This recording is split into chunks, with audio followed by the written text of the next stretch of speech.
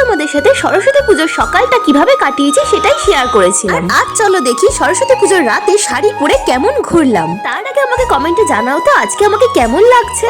আমি কিন্তু একা বেরোনি, আমার সাথে কিন্তু মাও বেরিয়েছিল। প্রথমে পাড়ার ঠাকুরকে প্রণাম করে সোজা চলে গেছিলাম আমার স্কুলে। হ্যাঁ, এটাই ছিল আমার 8 বছর কাটানো স্কুলের সরস্বতী পুজো। তারপর আমি আর মা মিলে একটু দই ফুচকা খেয়ে নিলাম। আর এই দেখো, এটা ছিল আমাদের নবদ্বীপের এ বছরের সব থেকে কিউট মা সরস্বতী। তারপর চলে এসেছিলাম ভাইদের স্কুলে, আর এটা ছিল ভাইয়ের স্কুলের প্যান্ডেল। তারপর আরো কয়েকটা স্কুল ঘুরে মাকে নিয়ে চলে এসেছিলাম মেলা ঘুরতে। আচ্ছা, তোমরা কারা কারা আমার মতো এই নাগরদোলায় উঠতে ভয় পাও কমেন্ট করো তো। বাহ, মায়ের এই মূর্তিটাও কিন্তু বেশ সুন্দর লাগছে। তারপর মা কিছু সাজার জিনিস কিনছিল, আর আমি তো সামনে গরম গরম জিলিপি ভাজা দেখে দৌড়ে গেলাম। তারপর মা এখানে দাঁড়িয়ে পড়েছিল বাদাম কিনতে, আর এই দোকানদার এত লেট করছিল যে মা আর ওয়েট না করতে পেরে নিজেই জিনিস ওয়েট করে দোকানদারকে দেখিয়ে মাল নিয়ে নিল। তারপর বাড়িতে এসে খেলাম বাবা রান্না এই রোলটা, যেটা দারুণ ছিল।